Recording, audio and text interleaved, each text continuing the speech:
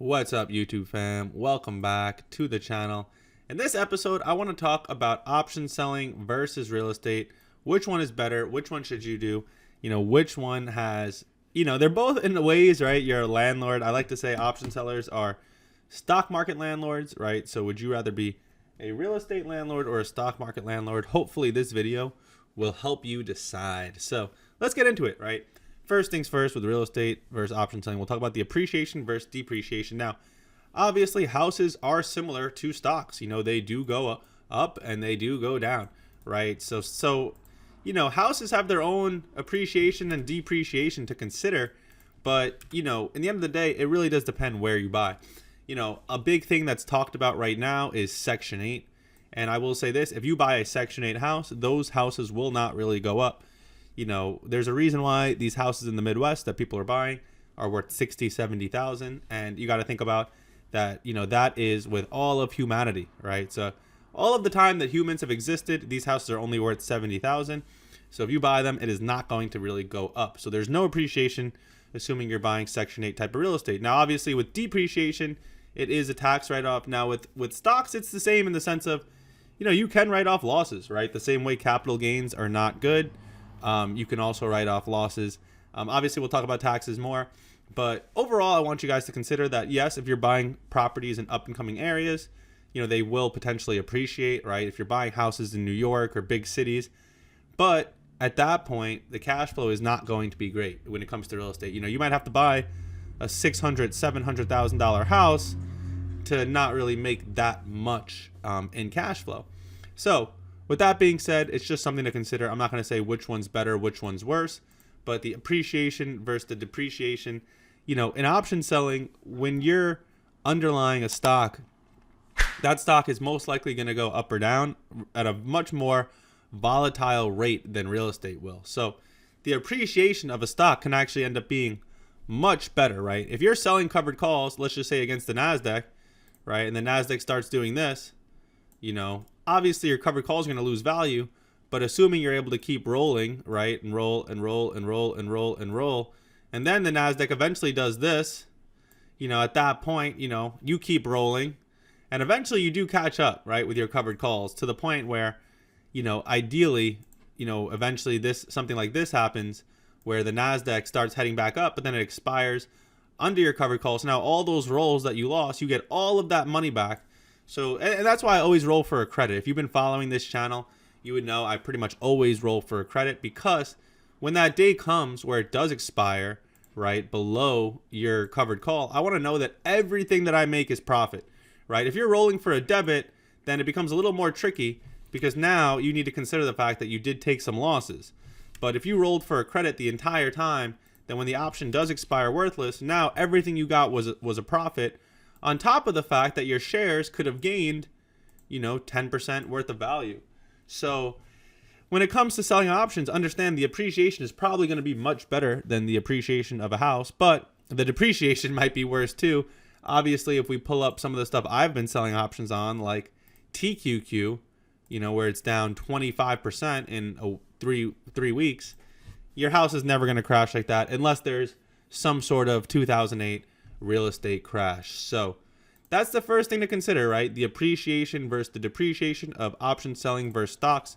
Overall, which one's better, which one's worse, it's for you to decide. I'll leave it off at the fact that when you get involved in stocks, they might shoot up, they might shoot down. Houses are going to be more slow, regardless of if they're losing value or gaining value. So number 2, tenants, property managers versus market volatility. That's what it comes down to, right?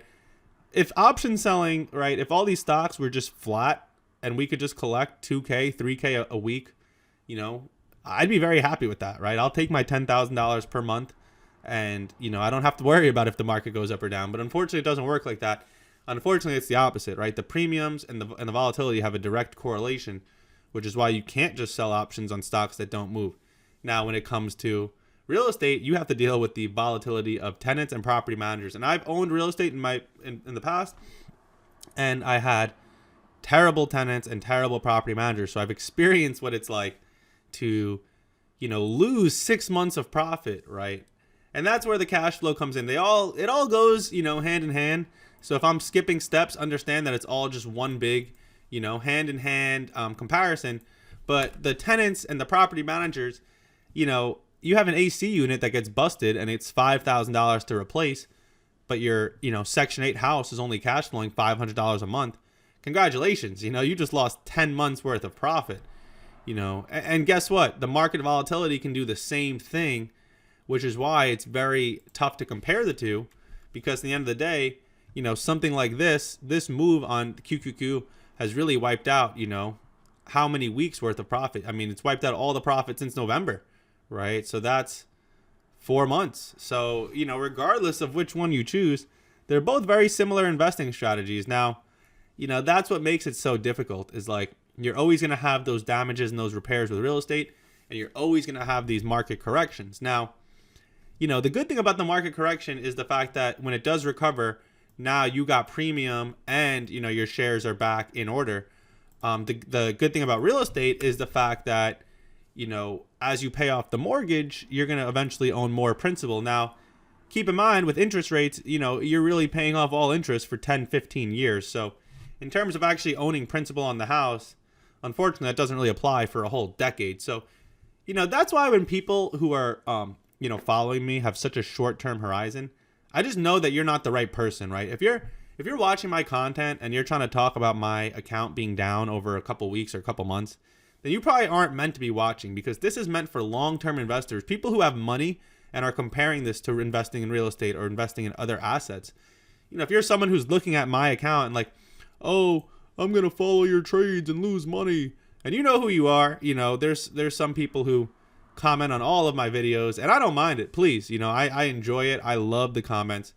But if you're sitting here trying to make fun of me, look at the assets I'm involved in, right? I'm involved in, okay, TQQQ, you can give me some slack because it's leveraged. I get it.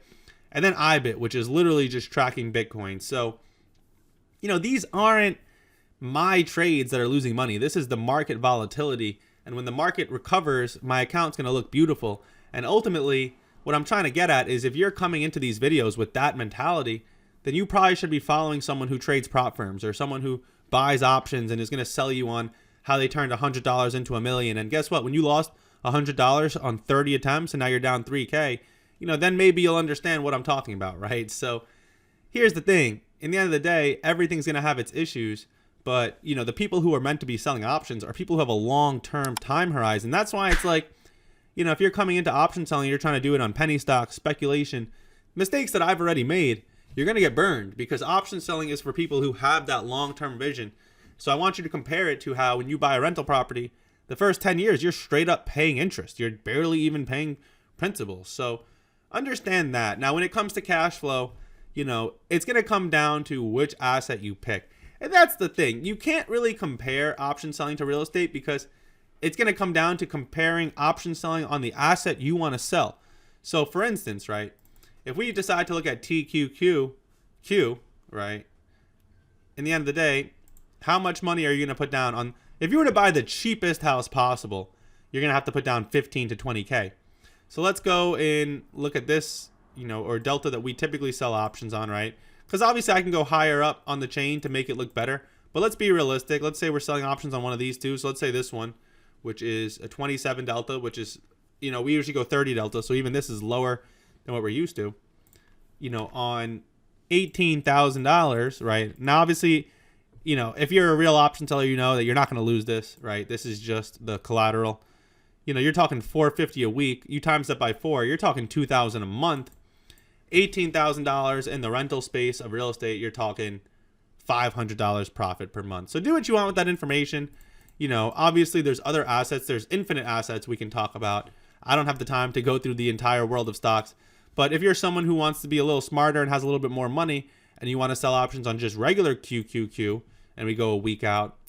First of all, if I'm selling options on QQQ, I don't even mind going higher up, right? Because this is the real NASDAQ, no leverage. So I would go even a 39 delta. And, 48,000 is going to get you 600 a week, roughly 2,400 a month. You compare that to 48,000 in real estate. The thing is, you wouldn't just need $48,000. You would need a lot of things to get approved on the mortgages, right? Like, You could tell yourself, oh, 48,000, that could potentially buy me 3 houses if we're talking Section 8 Midwest.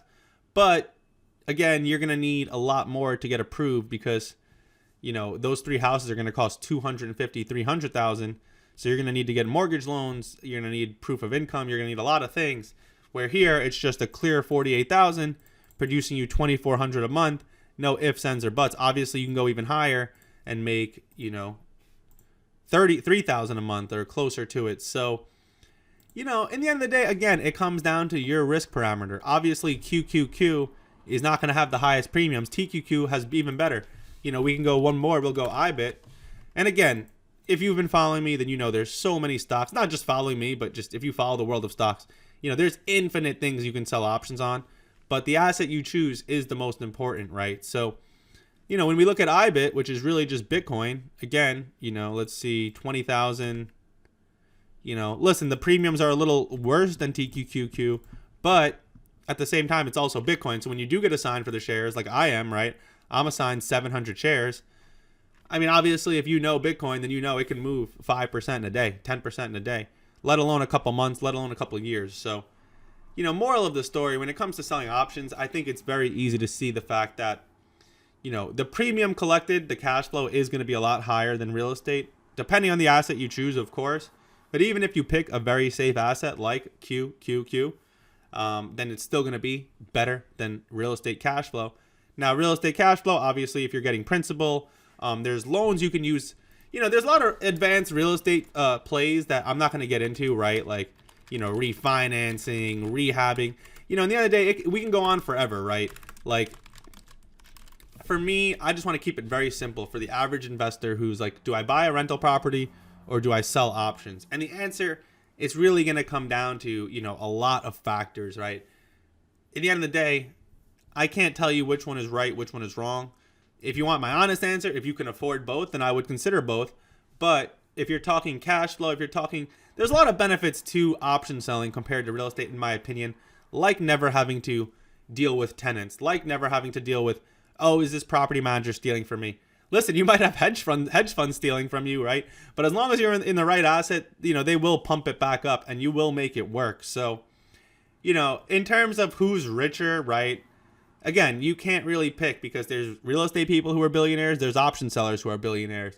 Someone like Warren Buffett, he's not known for selling options, but he does sell options, right? So rich people tend to sell options. Rich people tend to do real estate. They both tend to be great.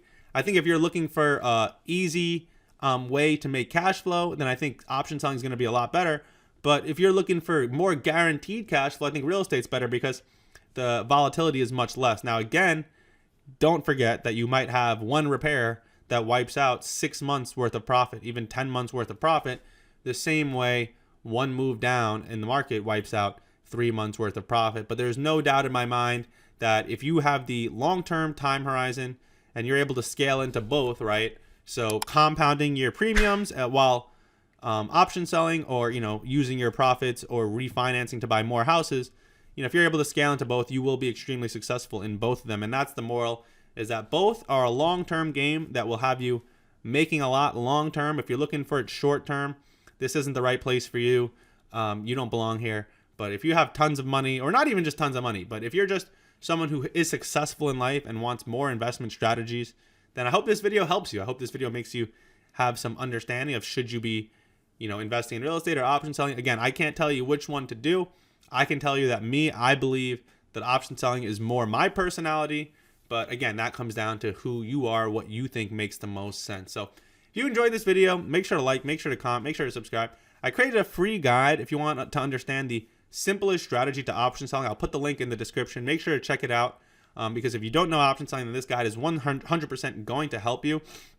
So again, I hope you feel like you have some clarity with what you should do as an investor. Comment your thoughts. Let me know if you think you should be doing real estate or option selling, what you think makes more sense. If there's pros and cons I left out, let me know, and I will see you all in the next video.